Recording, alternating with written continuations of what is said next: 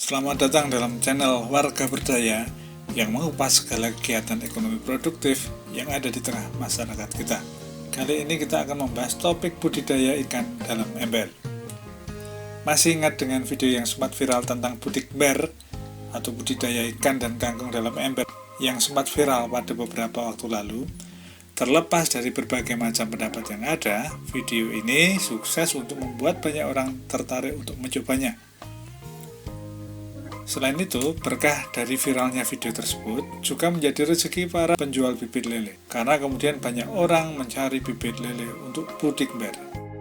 Budidaya ikan dalam ember ini merupakan salah satu cara untuk mendapatkan bahan pangan di saat pandemi virus COVID ini sedang berlangsung.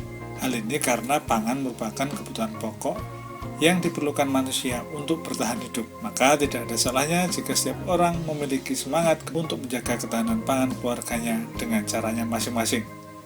Salah satunya dengan budidaya ikan di dalam ember sederhana.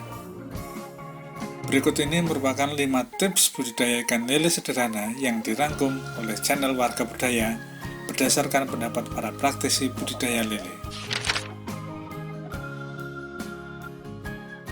Terbatasnya lahan, terutama di kawasan padat penduduk, tetap bisa kita manfaatkan untuk bercocok tanam ataupun untuk budidaya ikan. Untuk itu, butuh cara dan strategi yang tepat supaya memaksimalkan lahan yang ada untuk media budidaya ikan lele. Manfaatkan berbagai media yang dipunyai seperti ember sebagai media budidaya. Supaya tidak banjir saat kena hujan, lebih baik jarak 5 cm dari atas bibir ember dilubangi kecil-kecil sebagai saluran pembuangan air. Kemudian, rendam ember dengan air terlebih dahulu untuk menghilangkan bau plastik kurang lebih selama 24 jam sebelum benih ikan lele ditebar. Untuk kapasitas ember 100 liter dapat diisi benih sampai 100 ekor ikan lele dengan ukuran sekitar 8-10 cm. Waktu mentebar benih sebaiknya antara jam 3 sampai jam 5 sore hari untuk mengurangi tingkat stres ikan dan meminimalisir kematiannya. Setelah ikan ditabur, jangan langsung diberi makan. Beri jarak 1 atau 2 jam. Baik juga kalau pelet yang akan diberikan direndam di dalam air terlebih dahulu supaya pelet tidak mengembang di dalam perut ikan.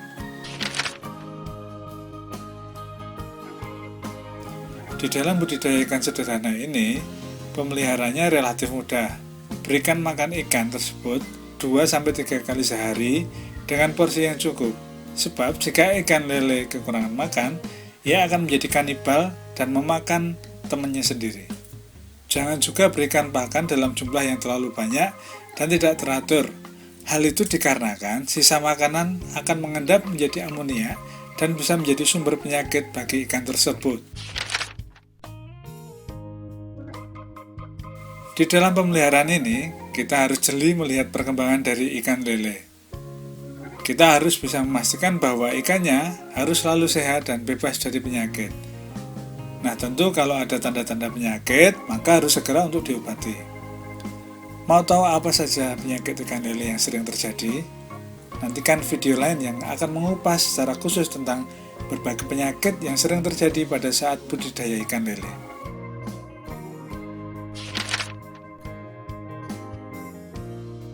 Masa panen untuk budidaya ikan lele ini membutuhkan waktu 2-3 bulan, tergantung dengan besaran benih yang ditebar sebelumnya dan tergantung ikan lelenya mau dipanen pada ukuran berapa.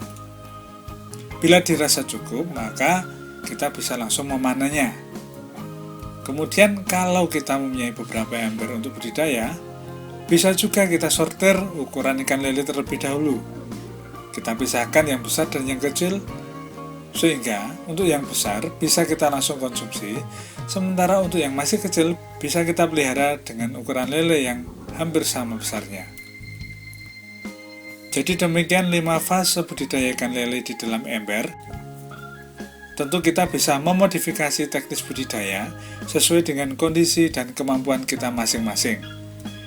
Yang paling penting dalam budidaya ini adalah kemauan untuk mencoba praktek budidaya, dan yang kedua adalah dibutuhkan ketelatenan atau kesabaran dalam proses budidaya ini. Jadi, jangan dengarkan kata orang lain sebelum kita mencoba budidaya terlebih dahulu ya.